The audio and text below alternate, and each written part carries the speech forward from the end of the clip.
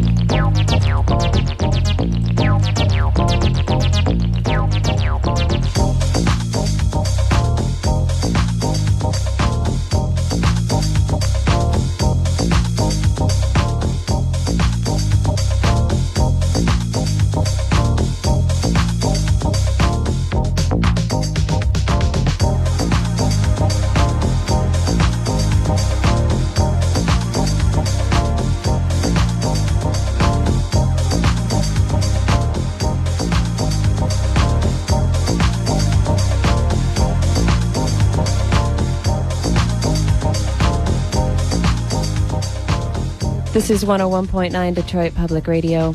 I'm Liz Copeland, and this is Focus Electronic. Underground resistance is the topic. I'm joined by my guest co-host, Clark Warner, and by our very special guest also for the evening, Mike Banks. We are listening to a whole lot of the music that involves underground resistance and Mad Mike and some of the different affiliates that we're going to even get into coming up in the program. We just heard 303 Sunset. That's a Nation to Nation cut on the Nation to Nation EP. And we heard before that The Theory from The Theory, the 12-inch, I guess you could say, on a UR release as well. The Theory, we were just talking to Mike off mic, and it sounds like The Theory actually was, I'm sorry, Nation to Nation was a couple years older than what actually came out. And we were talking about how a lot of labels were too busy at the time to kind of embrace the fervor, what was happening here with the club scene and also just people in the studio coming up. But the one person who it seems like really was a catalyst for the label and also for Detroit on a whole was Ron Murphy, someone who was kind of brought to the forefront in the with the Detroit Historical Museum's techno exhibit last year that came out, which hopefully some of you people saw. I know we talked about it whenever we could during this show, but Ron Murphy's kind of like an unsung hero in a way. And Mike, we just wanted to kind of ask you about Ron and how he helped make that stamp for Detroit techno almost more than. I guess in a way it seems like Ron was bringing what his experience with being an engineer for Motown did. But well, you know, Ron in the early days and even right now, what's cool about Ron Murphy is that he's got an opinion, you know, and we would bring in probably some of the poorest masters you could probably get as a mastering lab. You know, the stuff would be 4-track, 8-track. You know, hissy instruments, hissy old analog instruments. And we didn't really know what the hell, you know, we just, you know, hey man, make it into a record. And he'd do just that. He'd take it and say, well, it's deficient here, and you need this and you need that, and bang, it's a record.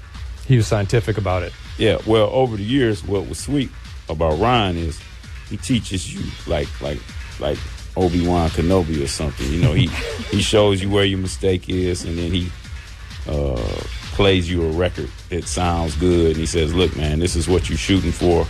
You can get it out of that gear, but you got to really get into the gear and read about it and learn how to use all the features of the gear. So he was very educational in that aspect. And but more important, man, he had an opinion. And instead of just saying, hey, man, this stuff is some garbage, I can't cut nothing like this, like a lot of the big mastering houses would do. You know, Ron didn't have a second or third engineer. You know, at Frankfurt Wayne in New York, you know, for you to get a Herb Love master, you had to spend extra money. You know, that's what everybody, all the rap guys was cutting. It was at Frankfurt Wayne, and you had to spend a lot of money to get the top engineer. Whereas we just walk right in, and my man's sitting there, and then he's giving you the education and the lesson and everything. So, you know, he's went through a lot of hardships, man, because record producers are always in search of the better sound. So sometimes they become hoes for the better sound. You know, they hop around the world looking for the better sound when really the fault is in their own production. But their egos don't allow them to say, damn, you know, I just can't mix. And Ryan been fixing their stuff for years. Some of them is very famous because of Ryan fixed their record. So, you know, I'm not ashamed to say that he fixed a lot of our records. Because truthfully, man, the stuff that we would bring him, the UR, the Drexia, some of the madness we would bring him, man, it was really risky for him to cut the stuff because it would burn his needle up. Not cheap parts. Right. Each head is worth $5,000, and me and Jeff probably blew 5 or 6 of them, and he hung right in there with us, you know. So, you know, we always appreciate Ron Murphy, and he did make kind of the sound of Detroit, in his own little way, you know. One of the very cool things about your records too is it's not what you see just on the label and what you hear, but you have to also look into the vinyl itself. There's all kinds of inscriptions and almost prophetic words sometimes with your message. Yeah, Ron. We used to have Ron scratching and stuff. We would try to tie in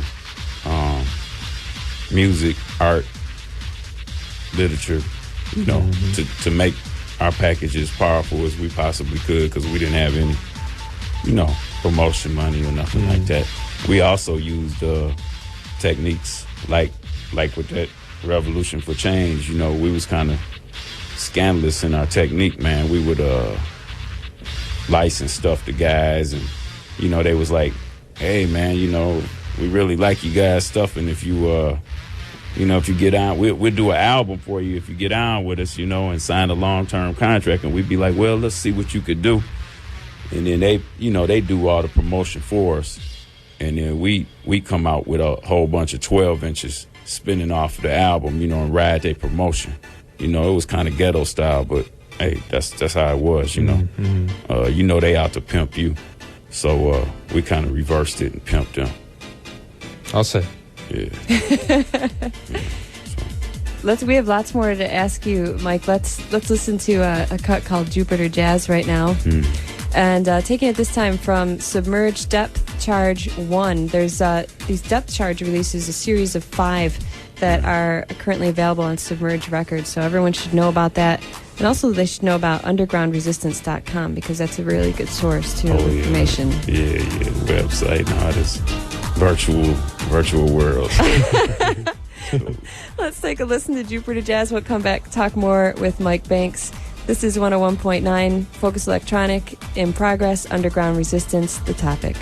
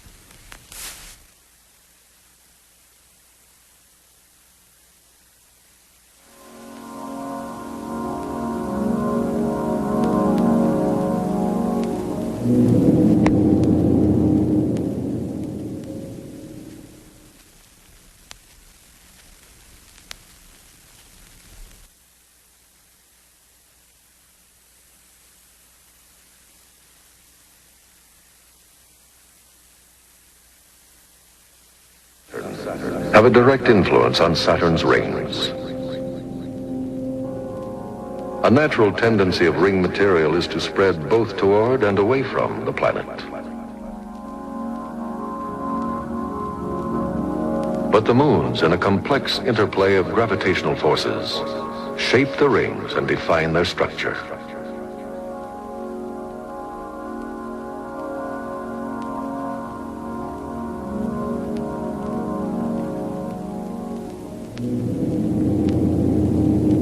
Mimas is the innermost of the larger Saturn moons, with an enormous crater, 80 miles wide and 6 miles deep. Mimas is thought to be frozen solid. Tethys, a moon scarred by a crater large enough to hold Mimas. And an ancient chasm more than 1,500 miles long. Dione, a moon with bright radiating patterns on one hemisphere, and an underlying presence of craters. Rhea shows an icy face to the cameras. Bright streaks are probably fresh ice ejected from beneath its crust. Enceladus, an extremely bright moon that reflects more than 90% of the sunlight that falls on great plains of ice. A closer photograph reveals that it may be a recently active moon with internal heat that melted the surface. Iapetus, the outermost of the larger moons. The dark side contrasts sharply with the lighter trailing hemisphere, an oddity for which there is no present explanation. And Hyperion, an apparent fragment from the shattering of a larger moon, tumbling erratically in its orbit. The most intriguing of Saturn's moons is Titan, larger than the planet Mercury.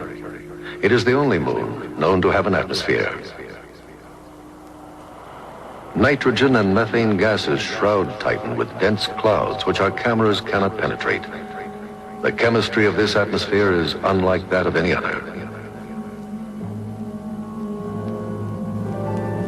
If we could descend to the surface of Titan, we might see ice mountains softly eroded by a persistent rain of complex chemicals, and a deep chemical ocean, a strange parody of the oceans of Earth.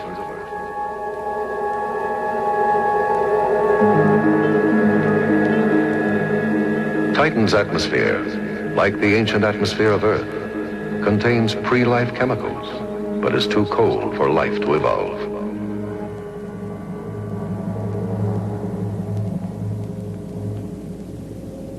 The moons of Saturn have a direct influence on Saturn's rings. A natural tendency of ring material is to spread both toward and away from the planet.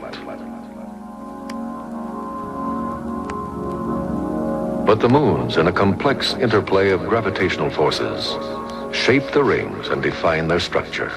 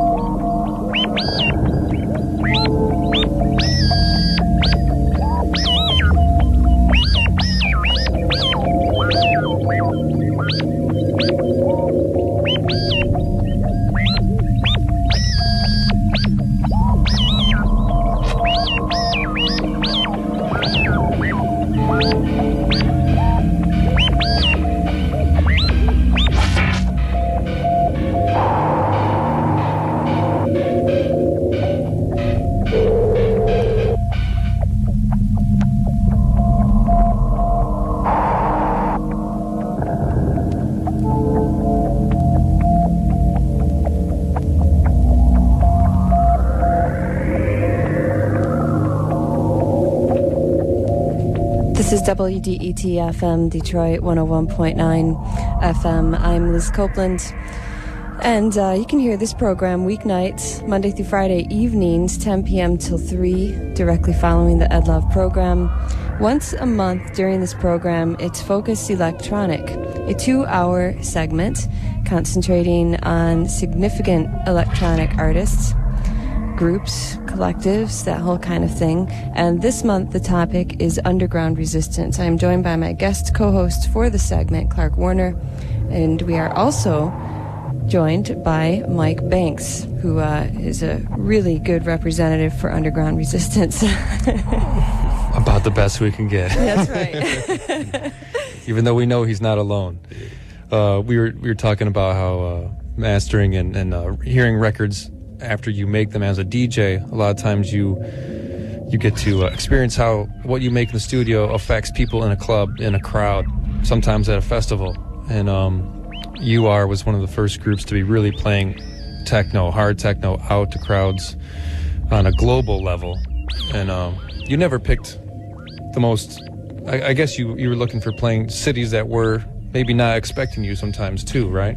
Well, we were, like I said, man, it was a lot of strategy in how we did things. We saw that London was a heavily media influenced place, whereas Berlin was more attackable. Media, it didn't exist. It was just direct to the people. And down there in Tresor, hot, sweaty,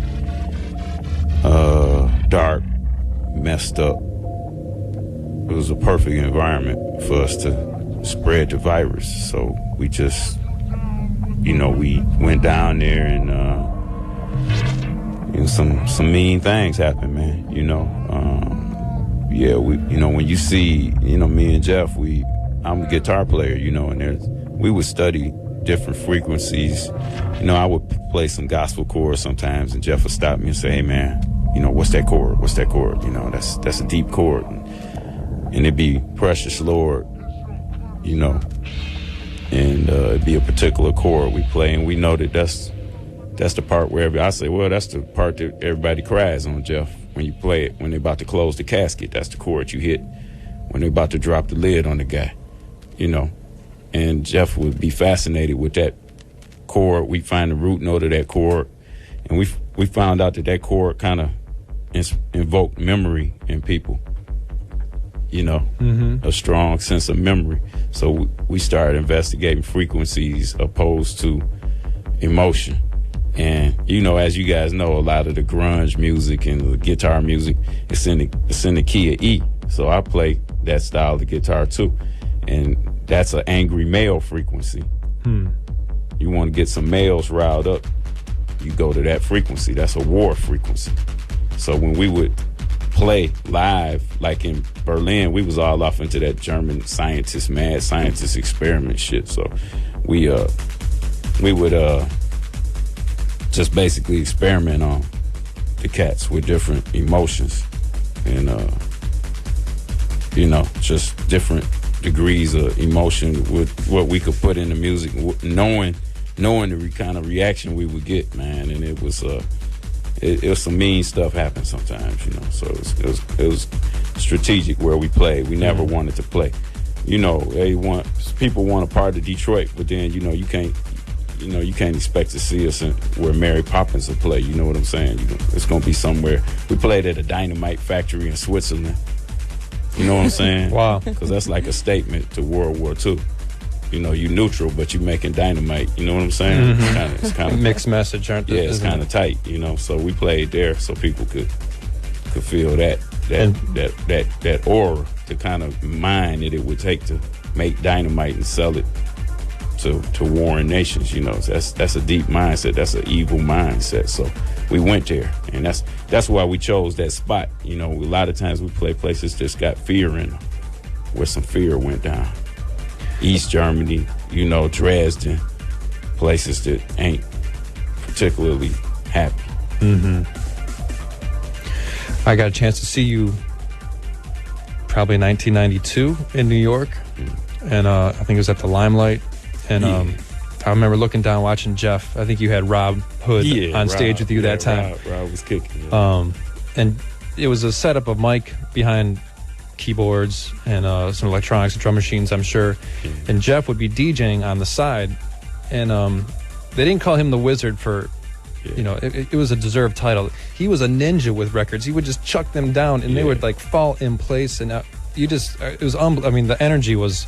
Yeah, I just played it. I played the tracks. I played the set, and then Jeff just come in with whatever he felt, and he would have my control. He'd have my tempo control on the 909. He would actually control whatever I was throwing down, and then he would mix in like one of the most violent combinations we had was the Punisher with Hollywood Burn up under it from PE. And it would just destroy whatever building we was in, and that was good. You know? The show would be over. I could go home early at that point. It just make the people go there, you know. And Rob be out there giving it to them, man. So that was an interesting place to Limelight, because it was in a church with dead priests under it. Right. Yeah. Bizarre circumstances under your feet. Kind of strange. It's interesting how you're tying in like some of the religious kind of influences, if you will, and then some of the different approaches of other genres of music, like you mentioned the grunge scene and things like that. And yet you're going out to these other countries. Like when you think about a song like Precious Lord, I would think that in American sort of United States religion that is very significant. I don't know how significant it would be elsewhere, but yet somehow it seems to translate to these other places that you've chosen as well to play. Yeah, it was just that particular frequency. Just if you use it correctly, it just makes people think deep. You know, it's a casket closer. It's the end. You know, and that's a deep moment when you're about to drop the lid on a guy. That's it for his ass. You know, so it hits everybody kind of hard. So. You know, we would study different frequencies, happiness, sadness. You know, music is used for a variety. It's a tool in some senses, you know. Sometimes music is used for mating. Sometimes it's, you know, tribal people know this. But, you know, us so-called civilized people, this is amazing stuff to us. But, you know, music is used for war. Music is used for getting married. And it's used for dying too. So, you know, we would just study different things that made Detroit unique. You know, like we would trip, man. Like, you know, what does heroin sound like going up in your veins? Like to squish out the needle. You know, because, you know, you see a dope fiend and he going at it. And then you know, what's that sound like? Or what's it sound like right before you do a drive-by? You know, the tension. And so, you know, we would discuss stuff like that and then try to find a sound inside one of them raggedy synthesizers and see could it do it. And make that sound and then put that on the track. And then hope Ron could cut it. You know. Some of those things are very Detroit exclusive, and obviously this is very much about the Detroit sound, but not everyone out there is thinking about what it feels like right before a drive-by. You know, like there's a lot of people are going on in their lives, and there's something very almost militant about that. Like sometimes I hear like language of yours that's kind of like it's not militant, and then others it's like it is militant. You know, and things like that. It's kind of like this is reality. This may not be the reality that a lot of people live in, but this is what's going on. Well, that's what we put on Interstellar Fugitives. You know, UR means underground resistance. And it's a resistance to what me and Jeff seen in our neighborhood, you know. Smoke cool cigarettes, drink wild Irish rolls, different minds that's just set in place for you to fail, you know. And all different kind of bull crap music that is programmed at you, all set up for you to fail. So, you know, that was resistant, but it also stood for urban reality.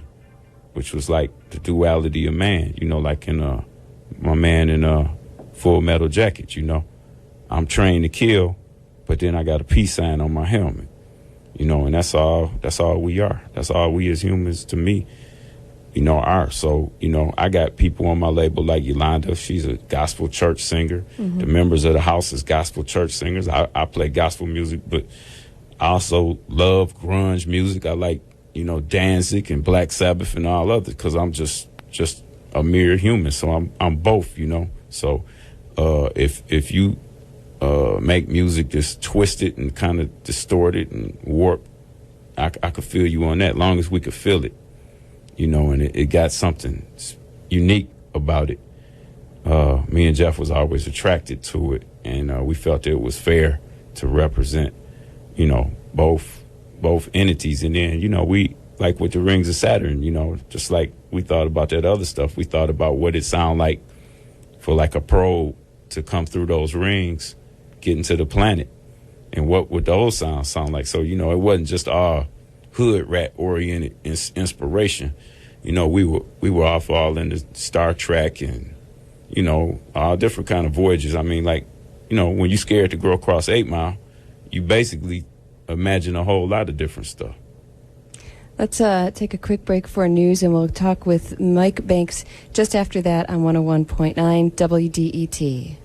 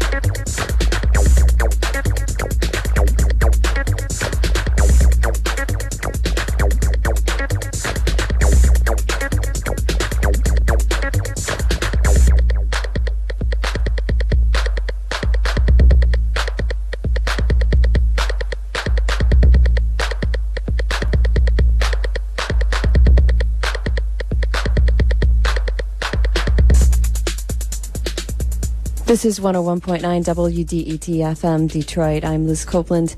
I am joined by my guest co-host Clark Warner for the monthly segment Focus Electronic. This time around, the topic is underground resistance, and we are very happy to have been joined so far by Mike Banks, who is the main force behind underground resistance. And we've been talking about some of the history, the approach of underground resistance. And we have lots more. We could probably keep Mike here till 3 o'clock when the program ends, if he would stay here. But the coffee's on, right? Yeah. We're trying to squeeze all the information from him as we can.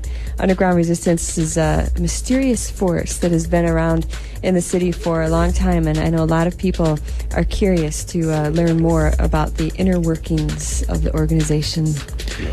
Speaking of that, we if you don't know this, but there's so much more here at stake than underground resistance as a group, as a label. There's a company called Submerge, which is just, I think, maybe at least from looking at your website, just maybe 15 years, a 15-year anniversary this month. Yeah. From what you're saying, which Congratulations. Wow, yeah, congrats on that. Yeah, we're there. Oh, wow, man. Yeah, you are. We work so hard, man. I never keep up with it, but wow. You're helping out so many a lot of labels from Detroit that it seems can't even you're helping keep their product coming out and repressing their records. A lot of labels like KMS and Metroplex and so many other local labels, but even some of these ones that really put Detroit on the map. Submerge is helping keeping those records out there and doing that, and that's a really cool thing. Early in the development of this stuff, Juan and Kevin and Derek were definitely like pioneers in more than just, their musical situations. They were the first guys doing licensing deals. They were the first guys, actually shipping records and selling records. So, and being first, sometimes you make mistakes. And, but Juan was always really, really cool about sharing his experiences. And he tried to do a distribution, up on 7 Mile at one point. And at one time, Cliff Thomas from Byright was doing a lot of the distribution. But, I realized early in the game that, my primary thing, me and Jeff, was we were producers. And, if you get consumed by your own records, and then you can't produce records no more. You got the phone is ringing, it's the pressing plan, it's the mastering guy, it's all this non-musical stuff going on. So, I kind of thought that, wow, other people must be in this same condition as me. So, me and Krista Robinson went on to form Submerge, and Krista, who is a Wayne State graduate, helped us, get it together because, hey, oh boy, I didn't know nothing about taxes, man. They was like, hey, you got to pay taxes. I was like, yo, man, I'm the boss. I don't got to pay nothing, So it was that bad, man. I did all my business in cash. If you didn't have cash, man, it wasn't rolling. So we started to get more organized, and just as I thought, a lot more people needed our assistance and, her assistance. My sister joined in, Bridget joined in, and over the years we've developed quite a team at helping keeping these producers doing what they do good and not burdened with the complexities that come with the business of what you actually creating. And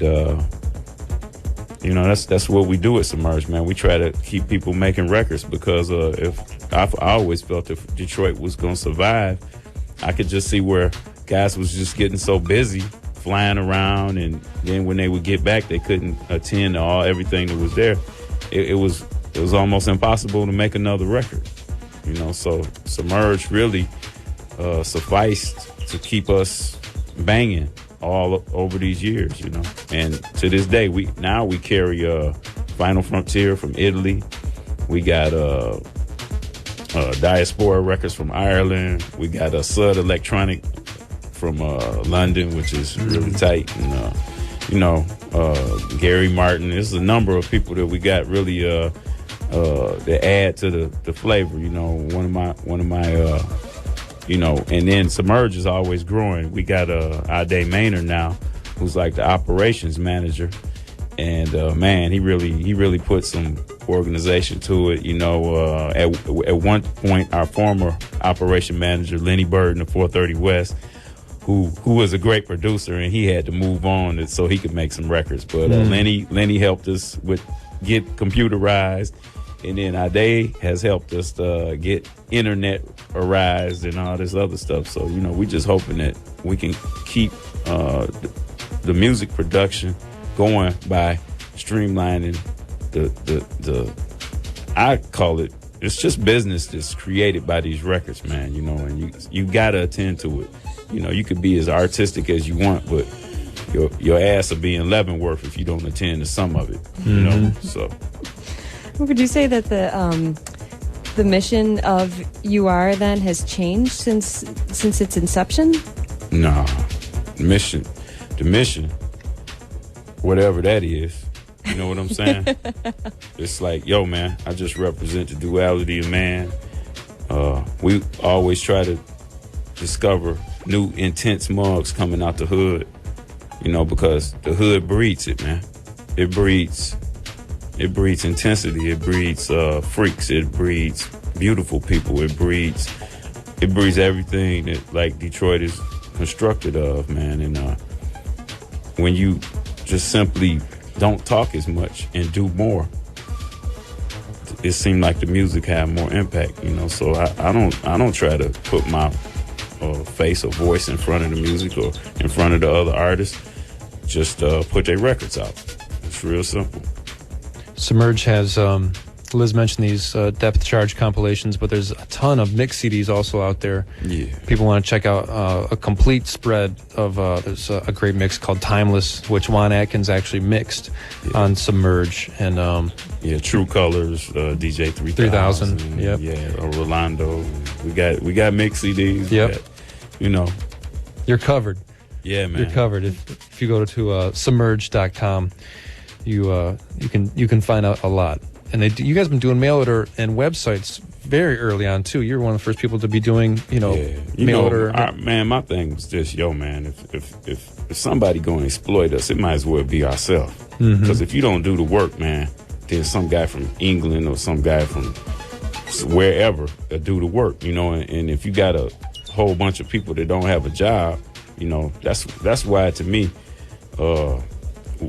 it was difficult giving the music away, because you put so many people out of work. The UPS man, the mastering guy, the label printer, the pressing plant.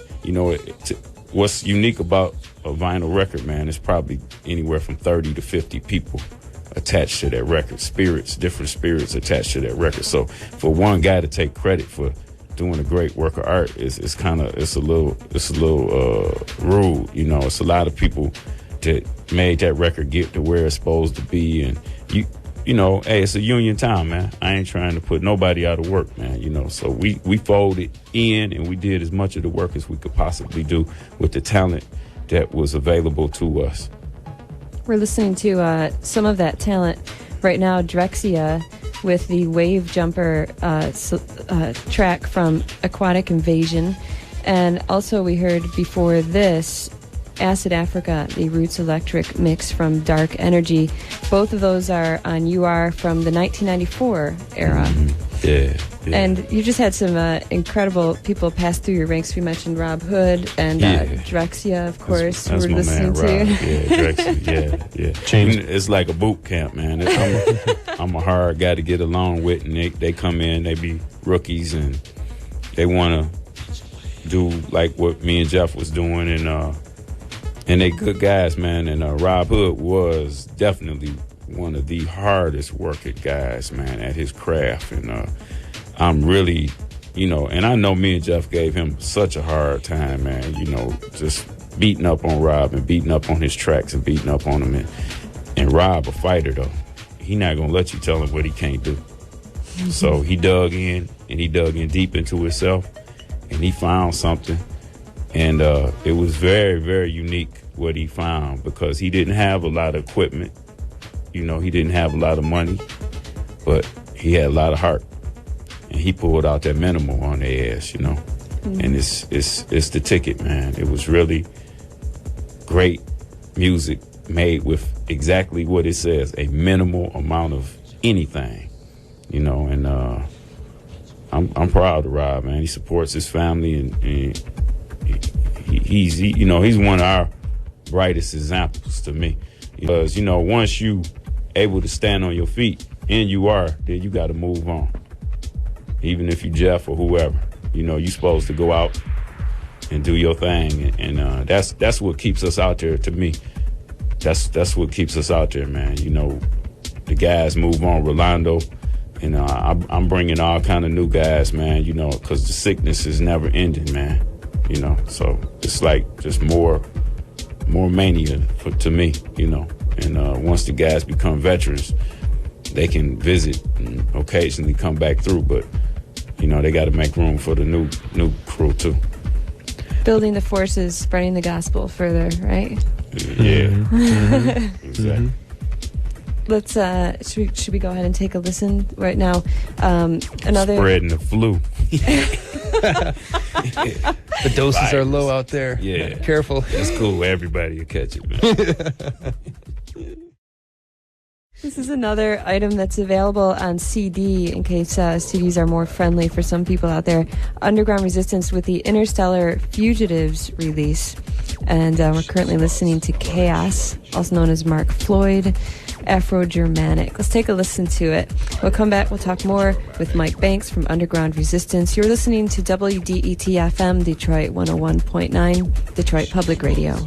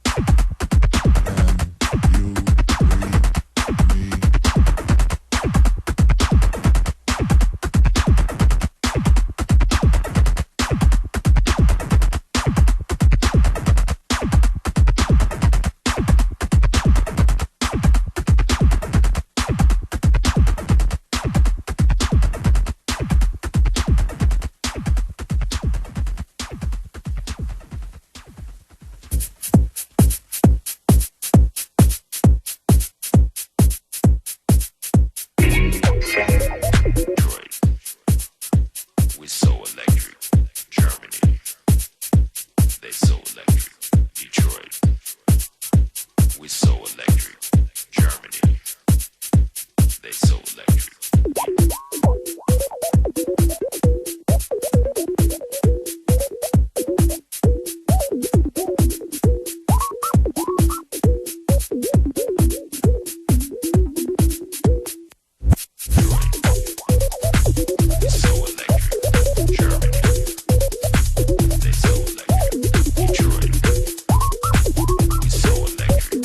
Germany,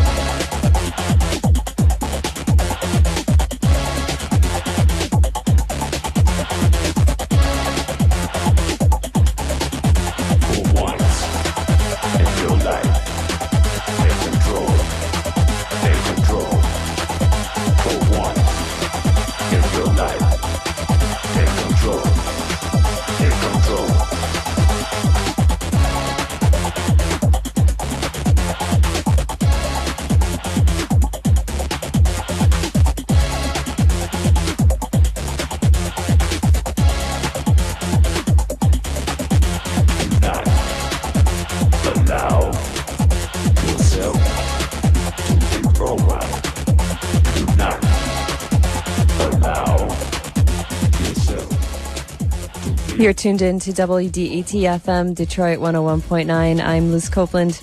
You can hear this program 5 nights a week, weeknights, 10 till 3 o'clock. Once a month, it is a special segment called Focus Electronic. I am joined by my guest co-host, Clark Warner, the third Wednesday night, Thursday morning of the month, beginning at midnight.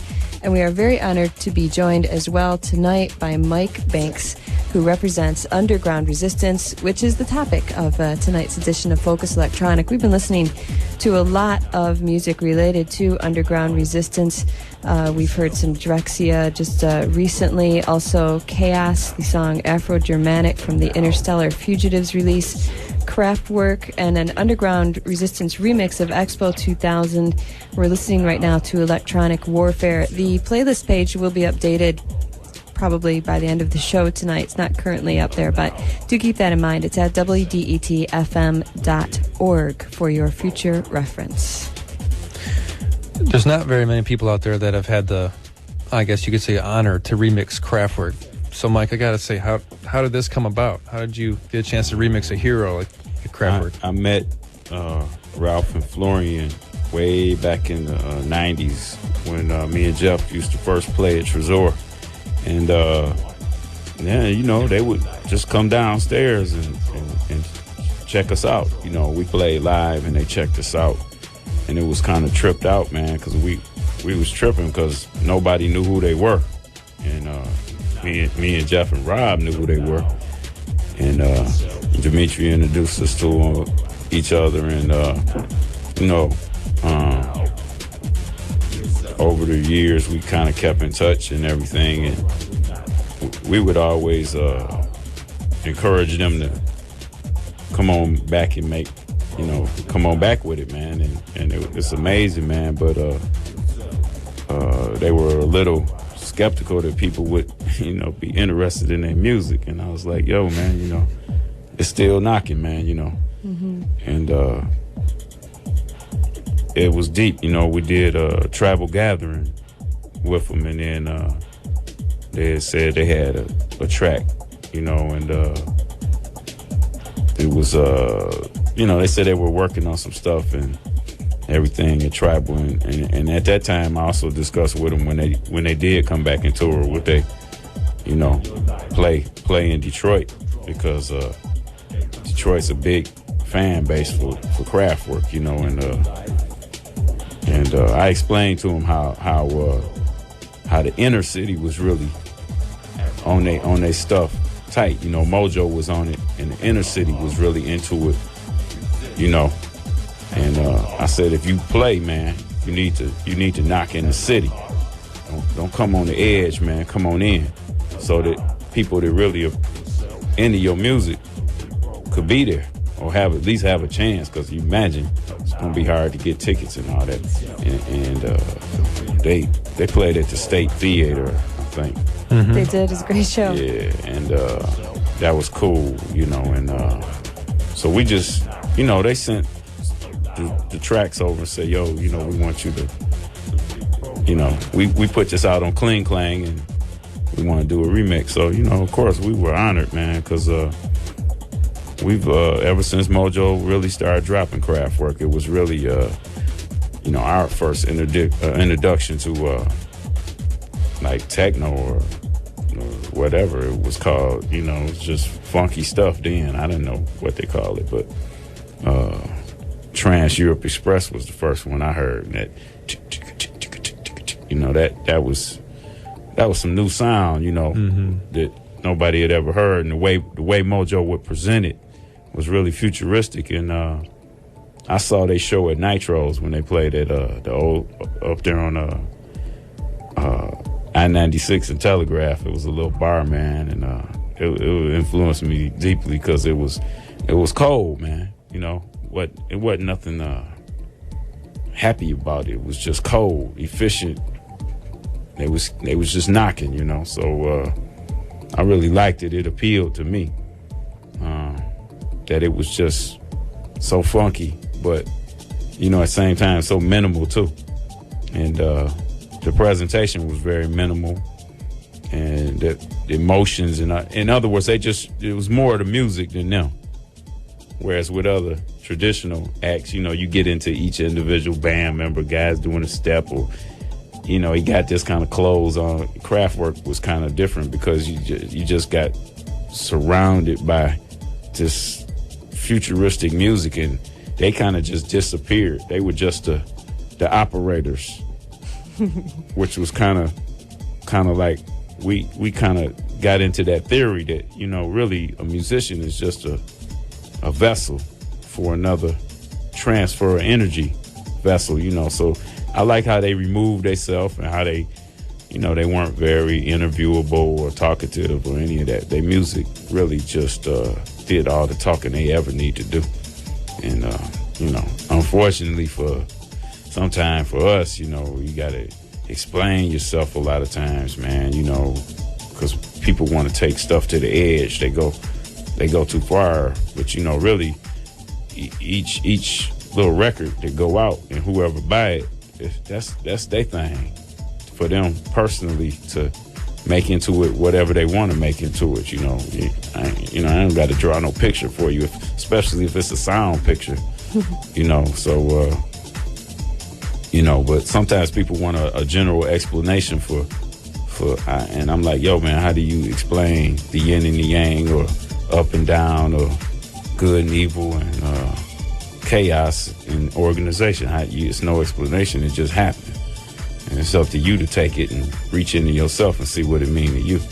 So, you know, but yeah, of course, getting back to it, man, it was deep to mix Kraftwerk, man. And they are some really genuine guys. And they told me a lot of things that I think a guy wrote a book about them from England.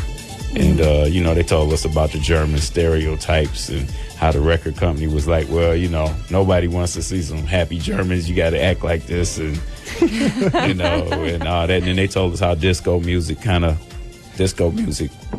the major labels Elektra was really into disco, and how disco kind of faded them out, and they kind of lost their taste for, you know, continuing and the whole major label trip, you know, and they really admired that we had just did it ourselves. And, you know, it was really a good transfer of energy, and we was admiring that they was even listening to us, telling them to, hey man, yo, come on back with it. You know, it ain't went nowhere, man. You was that far ahead.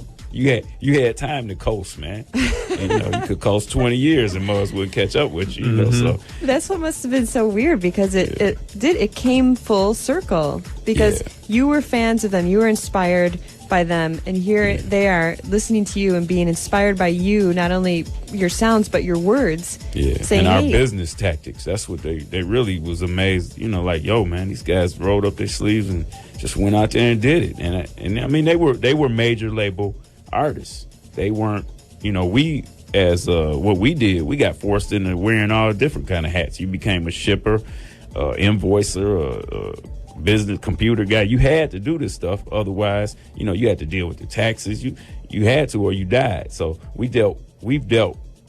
It's some, you know, one of the really the strong points about Detroit techno is a lot of the guys have dealt with aspects of the music business that major label artists never deal with. You know, we've dealt with all types of stuff, different currencies, cutout prices, all types of stuff that a major label artist never gets to see. And we dealt with it. So, you know, we got a lot of experience in that. And sometimes I find that when we do meet major label artists, you know, they're really naive to it. And essentially in my heart, I'd be thinking, dang, man, I hope my man's with an honest company, because he lunch meat, you know. So, yeah. You hear about all these nightmares on VH1, and you know, hopefully we're not going to hear that about Kraftwerk down the road. I doubt we will. They're smart. No. Yeah, man. Those guys are. They just surrounded by good people who really. Their manager Scumac, he protects them guys, man. They got nothing to worry about. You know, it's some of the newer kids. They kids. You know, they come through and they want to be famous. So it's a price you pay for being famous. Yeah. And it's called pimping and hoeing. You know, you want to be famous, well, you got to pay the price, man, because it costs money to promote you to make you famous. So you're not gonna see no money for a long time. You know, so we kind of, as you are, we don't really deal with that because we try to remain anonymous and faceless and all that, and just, you know, let it come out the speakers, and that's all. You still retain actually quite a bit of community involvement as well. Not only do you do Underground Resistance as a label, you do the Submerged record label as well. You are involved with some projects that help younger kids to learn about music. Yeah, we played during the festival. We played a festival. A show with MC Invincible, Ilana, over here on Cass, right down the street. And, you know, it was good. It was a good cause, man. You know, we've done a number of charitable things because, you know, he's sitting right in it. You know, she wants to get kids computer literate. And, I mean, you know, you see immediacy for it. And it was a no-brainer for us. You know, I'd rather play for her for that than play for some cat trying to get paid off of UR, you know, during the festival. You know, everybody in the world does gigs. All kind of people you never heard of doing gigs during the festival, and so you know, we enjoy doing stuff like that too, because it's some righteous stuff to do, you know. It wasn't no sweat off us, you know. I think it's just a testament to your dedication that even after all this time, you're still involved in the community. You are still very much a part of the community. Underground Resistance is still underground in its own way, but yet you seem to have acquired a certain business savvy to deal with what needs to be dealt with on the overground. Well, you know, it's a shame that, you know, in an environment that I came up through, making it was moving out of the city, you know, and hey, man, we need more examples than just a dope man. We need more examples of success than just a dope man. So, yeah, you know, we sit tight. You know, I got offered to go to this country or that country and put my business wherever, but Detroit made me. Detroit made all the artists that come through it. So, I mean, I think keeping your original catalyst is very important. You know, you can sometimes hear where our artists will start traveling and moving around the world, and, you know, you'll hear the raw element come out of their record and everything get happy. You know, as a lot of people know, Detroit's a good place. Sometimes you could be happy, then sometimes you can't. And I think that's an element of the music that's very important and unique to the sound. So I got no aspirations of leaving. And like I said, it's about 30 to 50 people attached to every record. So I would be lunch meat, you know, if I was to pull out at this point. Yeah. It's too many people to leave, you know? Yeah, definitely. Yeah. Like I said, it's a big community, and it's nice to see that. Yeah, I'm community minded by force. Shoot, ain't nowhere I could go, man. Let's listen to The Suburban Night. We're listening to Marooned right now. We'll just listen to the last couple minutes of this cut. And we'll be talking more with Mike Banks of Underground Resistance. Focus Electronic is in progress. This is 101.9 WDET.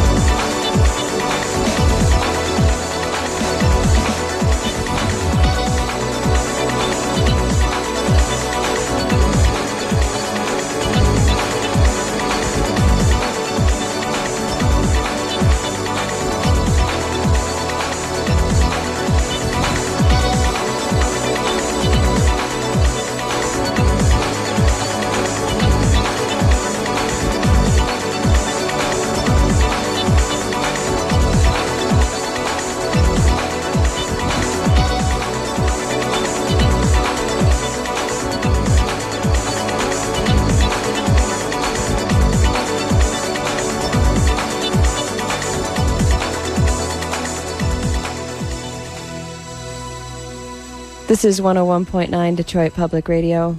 Listening to Timeline and a release called Return of the Dragons. This is the Focus Electronics segment. Underground Resistance is the topic, and we will continue with a lot more of Underground Resistance. We'll talk more with Mike Banks as well after we take a quick break for news from National Public Radio in Washington. This is WDET-FM, Detroit.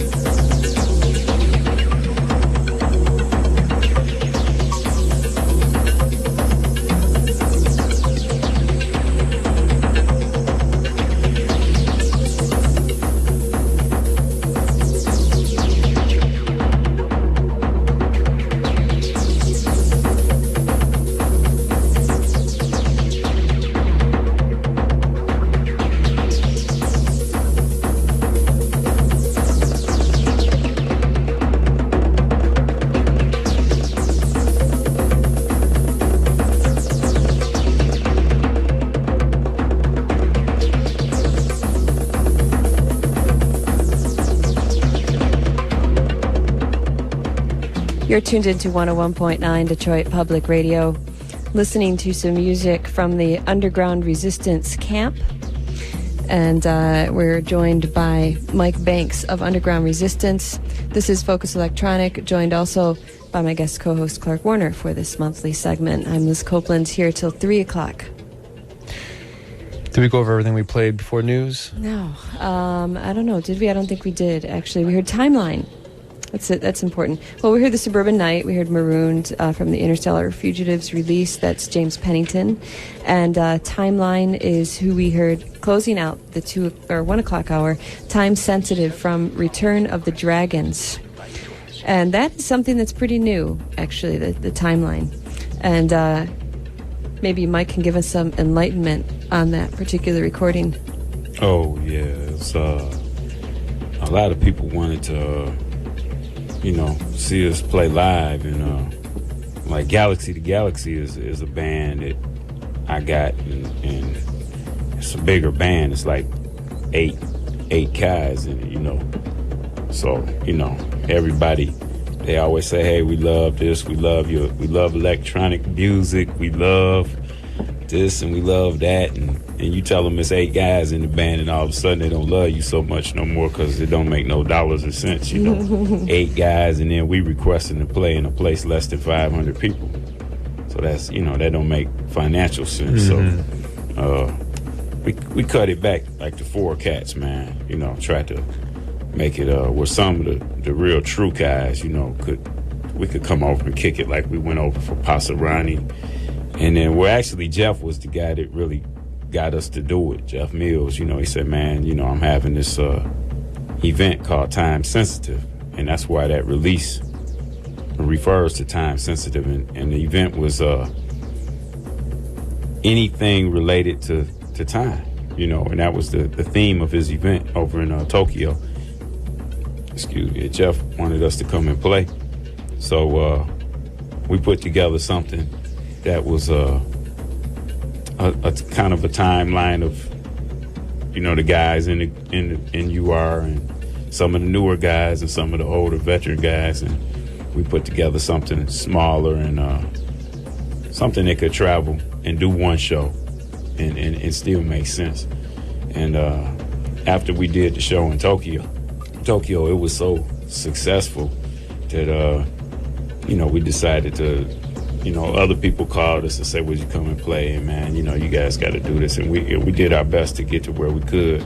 But that's where that came from. It's really Jeff get me out the studio, man, because without Jeff and Rolando and James Pennington, man, I would be like disconnected completely, man. They really keep me up on the global scene, especially Jeff. He always, emails me and lets me know what's going on. He's always kind of functioned as the eyes and ears for us, and he'll let us know what BPM the scene is running at, and what club is cool, what promoter, and and he's very important even now, even though he's not with us, he is with us. So Rolando too, they all move on, man, but they always stay in touch and really keep me, because they know sometimes some of us guys in UR, man, we just bury our head in the sand and stay here forever. I mean, traveling ain't fun, man, when you live in a joint where you get more trouble getting back into the country than leaving it. People don't know about that, but they had to experience it to see it. Maybe now that this new climate is around and it's kind of for everybody now. It's like, what's your ass doing going out the country? So it's much more difficult for everybody. So it's kind of fairer now. But back in the day, man, it was like if you wasn't in the Army or in some type of entertainer, you didn't make sense. You got a lot of questions asked. Even people on the airplane would ask you, what do you do? Why are you going to Hong Kong or wherever you a soldier or something, So it's weird, Can't exactly answer to spread the resistance, can you? yeah, that's right. So I just roll with them, Be glad when the plane landed, man. Jeff then is still quite active on a kind of peripheral levels. Yeah, he always was. Yeah. Jeff is experimental, like he say, the man from tomorrow, man. I mean, here's a guy that actually tries to disconnect himself from. I mean, he does experiments with himself where, he's trying to disconnect himself from anything related to the past and only think forward when creating. And just that theory alone is deep. Whether he can do it or not it's up to him. But just the thought that he puts himself in that mindset that he wants to disconnect himself from anything past tense and only go from zero to forward is it's a deep concept. But me and him always worked off of concepts. Before we created, it was a concept laid down, and then the sound was tried to mold it into the concept. You're talking about other ways of kind of conveying your concepts with etched messages in the grooves of the vinyl records, which people wouldn't read on CD, so they had to buy a record to really sometimes get the complete message or your hints. But it's also been a lot of emphasis on the artwork, which is cosmic to say the least. Thankfully to a great artist here in Detroit who's been working with Detroit techno sounds and labels for years, Abdul Haq. Right. We played a track earlier called Aquanauts, and this cover for Spawn, the record label, has some cool artwork on it. Yeah. Haq is a real big Star Trek fan, and he did a lot of the artwork that was at the Music Institute when Derek and them would do the parties, and Haq would always, Derek would have Haq, get the vibe to the party, and he'd do all these futuristic drawings, and I really admired his style, and his artwork means a lot to our recordings. It's one of the few things that might point you in the direction of where we was thinking when we conceptualized some of the recordings, and he's very talented, he's very loyal, and right now currently he's the webmaster for UR, and I got even higher aspirations for him, but I can't talk about that. But he's done art shows around the world. It's a trip, man. Sometimes people would we get some reject records, the pressing plant would stamp the record and then mess it up, and then they'll send us the centers, the cuts out the middle of the record, and we should just give them to people for like drink coasters or whatever, man. And some of the cats, they collect them, man, and it's deep. That was really something, because you say, wow, guy bought your record because of the music on it, and then you start realizing that man, someone bought it because of the artwork on it. The hell with the music. And that was a statement right there. Keep you in check, Yeah. He's like it's cosmic, but at the same time he has his style. If people haven't seen his visuals, if you want to see more about him, was it thirdearth.com? Third Earth Graphics. Third Earth, yep. Yeah. Him and Mike Lindau. Yeah. Check them both out online. Mike Lindau. That's the original pair there, man. Yep. The Out There brothers, man. They was way back in time. Also go to undergroundresistance.com because that's a good place to learn about lots of the things that we've been talking about, and a good source to check out the records themselves, to link to Submerge, which is the distribution company, and that way you can get a hold of some of those records if you don't have them yet. Speaking of Submerge, a track before this one, we were listening to a song called 1,000 Questions on a record that you can only get by walking into Submerge in Detroit, and that's the only way you're going to buy that record. And this is a very cool thing. We're listening to another song right now by UR called Inspiration. But Mike, tell us about these. This goal of bringing people to Detroit to buy records. we did a series of records. We had kind of seen the stereotyping that was going down in the European media, how they kind of guide you into these degrading questions about Detroit. Isn't it screwed up? Isn't it dark and damp? And I'd be like, yo, man, it's like any other big city, man. It's got the good, the bad, and ugly in it, man. And you need to, if you're gonna be an effective journalist, man, you need to quit painting these African safari pictures and shit, Colonel McBragg, and come with the real, man. If you're gonna film a bad neighborhood, then film a good neighborhood. They got it like black folks just live in some shacks, man. So it was I wasn't feeling them, man. So I figured we'll make some records, and the people got to come to Detroit to buy the record, or they can't get it nowhere. And sure enough, some people came, and when they would come, I take them on a tour of Detroit, and I show them what my version of Detroit was. Indian Village, Sherwood Forest, different neighborhoods where you got homeowners that take pride in their property and keeping up their property. They pay their taxes. They, legible, good citizens, man. Everybody can't be, they got it like it's some third world hookup, and everybody is just the wild, wild west, and so we kind of offset some of the, rust, decay, industrial madness stereotypes that was going down. I mean, that's a part of it too, and that's, it's a big part of it. But it's pretty bad when you go to Japan and somebody stick a mic in your face and ask you, is Detroit like RoboCop? And they're really serious. That pissed me off when somebody say, hey man, how's it feel living in the ghetto? You don't tell nobody they live in the ghetto. Mug, I know where I live. I don't need to hear from you where I live at. Ghetto is in your mind. My mother kept a clean house and we didn't have a roach or rat in it. Down the street, it might be a different story. Maybe they don't own their house. Maybe it's a suburban dude that owns their house and he don't keep his damn property up.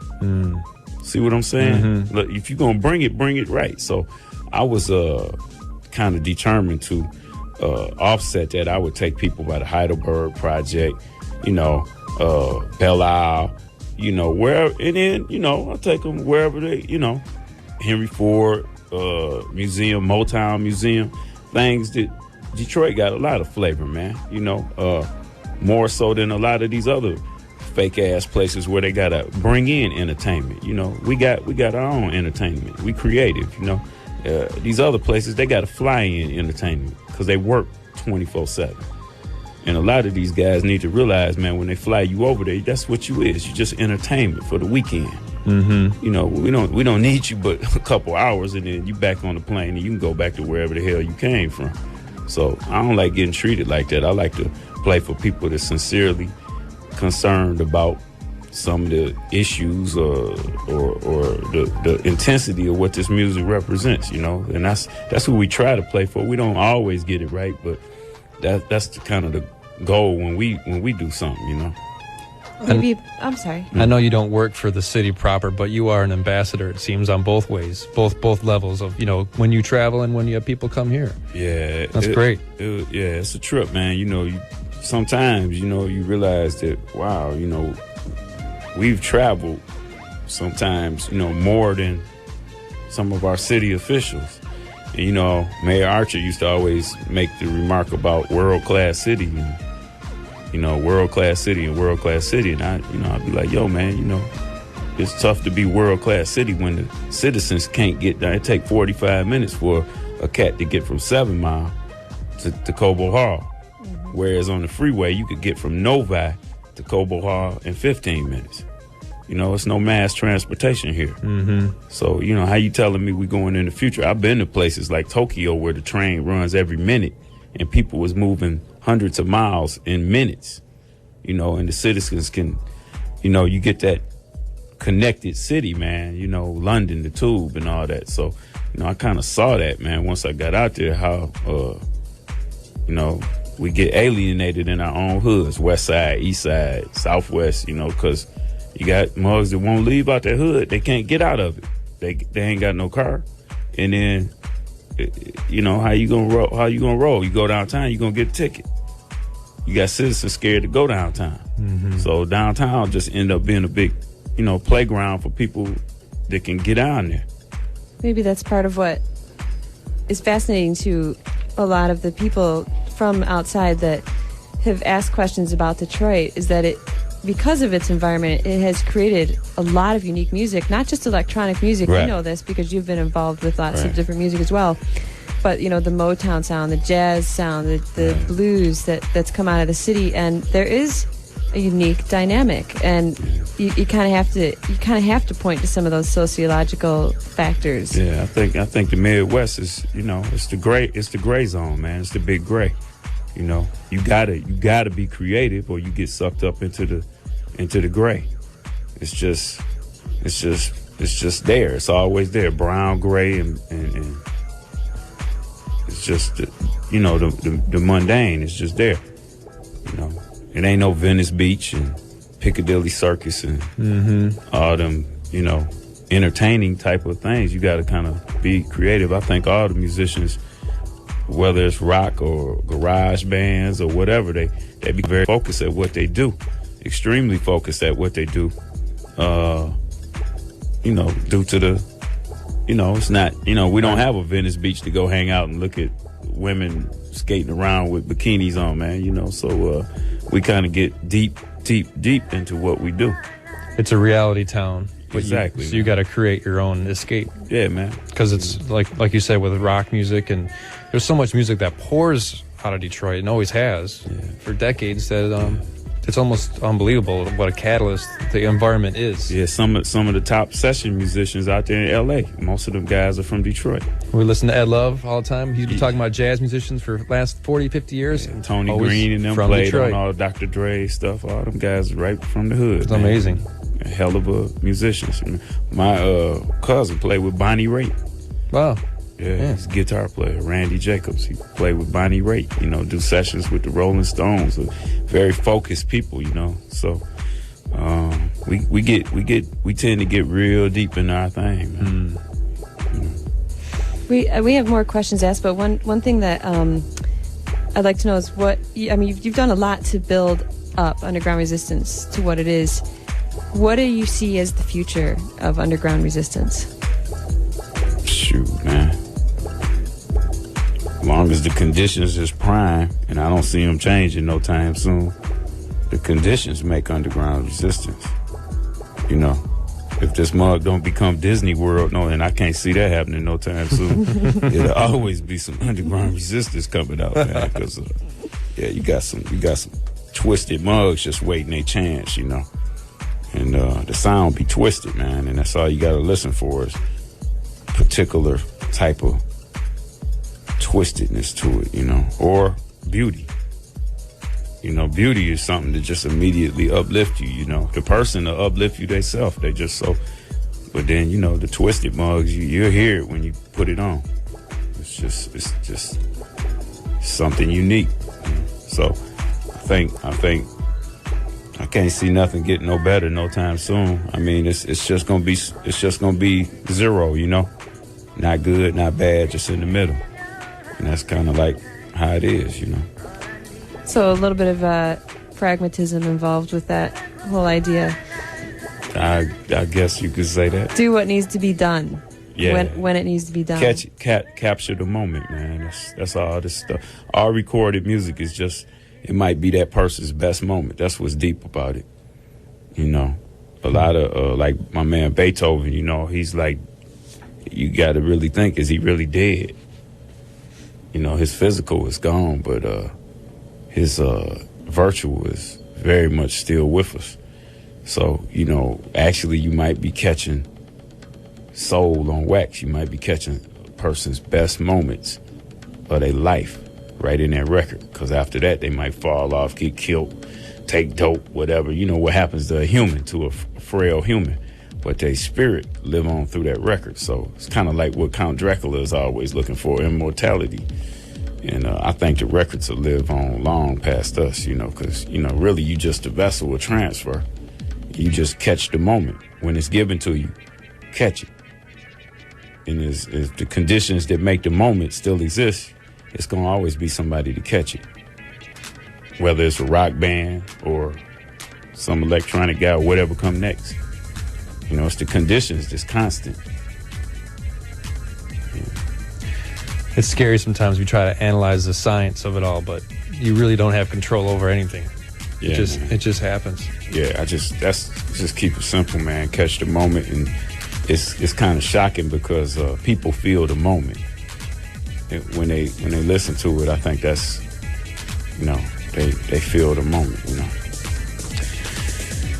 Well, I think the comparison that we could easily match up between Kraftwerk and you are is the fact you have learned how to harness that connection of human spirit, human emotion, and when I say emotion, I don't mean, you know, your current feelings, but behind you, by, you know, years behind you. Man Machine. Exactly.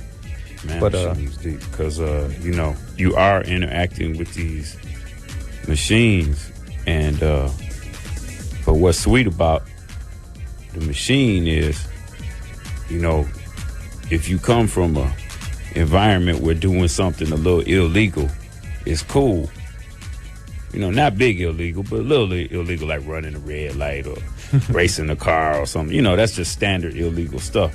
So it's nothing to enter in a illegal command to this machine, something that maybe the designer didn't even think it could do, and then watch the machine trip and catch that moment when you bang the machine around in his mind. And then, you know, me, I'm a musician. I put myself in the track too because I'm random. You know, I work off of spontaneity. My timing not might be as correct as the machine is. So, but, you know, I'm going to be able to put that feeling in there. And when you combine that, man, you get some freaky kind of, you know, you catch the moment, really, you know. Inspirational words. Thanks for being here. It's this late, Mike. I appreciate you coming down here and being here so late. Yeah, y'all on top of it, man. It's really an honor to be here, and if there's anybody really listening, that's cool too, man. We really thank them for, you know, you know what I'm saying? It's kind of a trip selling, you know, 2,000 or 1,000 records at a time and getting on the radio show for it. So that's kind of cool. I hope we're helping make that a bigger number. Yeah. They're out there. They're definitely out there, and they're paying attention, and it's a good thing. You have a good message to give to everybody, which is inspirational, and also is well, not only inspirational, but it sounds really good. Yeah. It's kind of like just find yourself through the music, man. You know, we just catch it, and then whatever it is for you. You know, everybody can look at the Mona Lisa and see something different, you know, and I think when you hear something, you hear something different too. So I hope, you know, it's cool, man. It's cool. You know, I think I'm glad people appreciate what we trying to do. And we really, more so, I think, than any other kind of music, because it's so connected to the people. We really appreciate. It's one of the rare musics where the fans can give back, you know what I'm saying? Like, they give us all kind of technological advice, software updates. I don't want to say what kind of software updates, but they give us a lot of help, you know, to kind of help us out, man, you know. And even sometimes with, you know, like that situation with Sony and the legal help we get, you know, people who are attorneys, and they come online and help us, man. So it's not a music where it's just the artists or the producers delivering it. It's kind of a music where the people really that buy it and listen to it really give back a lot to it too. So that's cool. They really help us stay in business too, man. You know, so that's smooth. Do you have any closing thoughts? Any ideas, words of wisdom that you'd give to people out there who are trying to do their own thing and get it going? Yeah. You know, if you really making futuristic music, then you gotta let the future in your heart too, man. Back in the pre-MIDI days, I remember arguing with musicians about MIDI and the advancement of MIDI, and I imagine people with the horse and buggy had the same argument. You know, when you see some technology that's obviously forward, it's good to embrace it, man. And for us, it's kind of like how the cotton gin was for slavery, man. You know, it's like that technology really freed people. You know, it's easier to work a machine and work 300 mugs. You know, the machine is cheaper, man. So economically, the machine really helped us free us.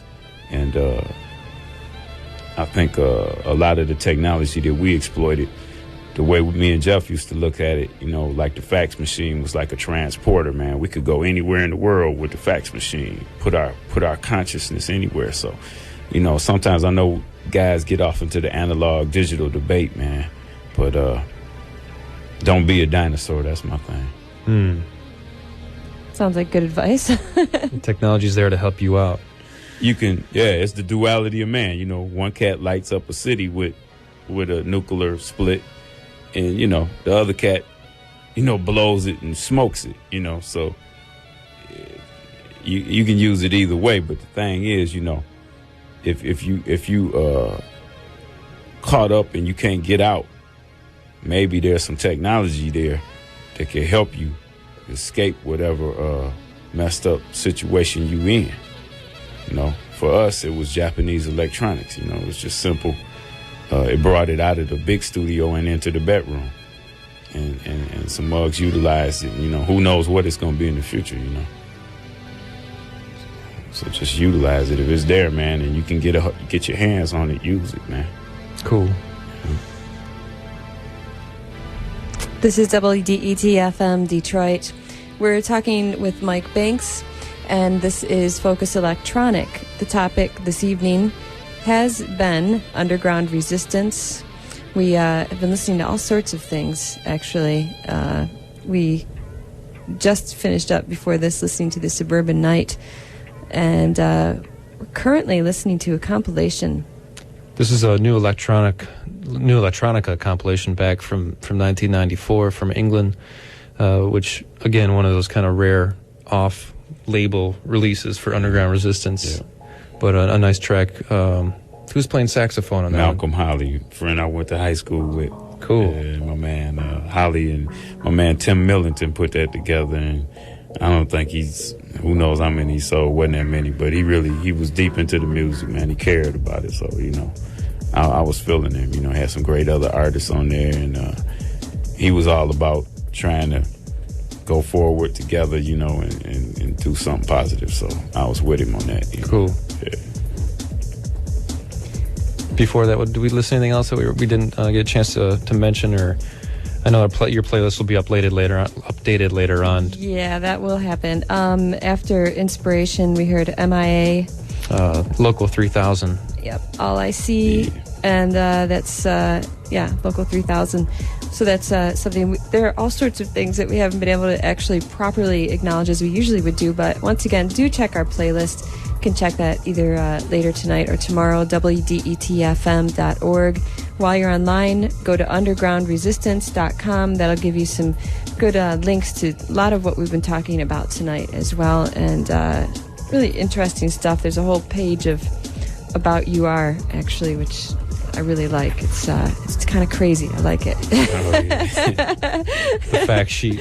Oh, yeah. Oh, okay. Mike, it's been a real pleasure to have you. Yeah. Thank you. I feel the same way, and good luck with all your other shows upcoming, and keep it going, and all that good stuff, man. You know, y'all family, and we appreciate it at Submerge too, man. You know, not too many people ask me to do too much, and for good folks, man, y'all good folks. So it's on, you know. Sweetheart, thank you so much. Yeah. And you keep it up. We'll keep it up if you keep it up, all right? Is that a deal? Yeah, all right. For sure. Good. I ain't got no choice, man. I'm like New Mark Roach Killer. I got to make records or I can't eat, you know. We're going to close it out. Black Strategy is what we're listening to right now. And once again, check our playlist. You'll see all the details that you need. And if you go to the Underground Resistance site, there's lots of details there as well. And Clark Warner, thanks once again for helping out this month. My pleasure. Thank you. And also, thanks to Mike Banks. And we'll come back. I'll be here for another few minutes till 3 o'clock. Thanks to Rudy Delgado for helping us out. Thank you very much to Rudy Delgado for giving us great assistance tonight as well, our technical assistant. Thank you, thank you. This is WDET-FM Detroit. I'll be here till 3 o'clock, 101.9.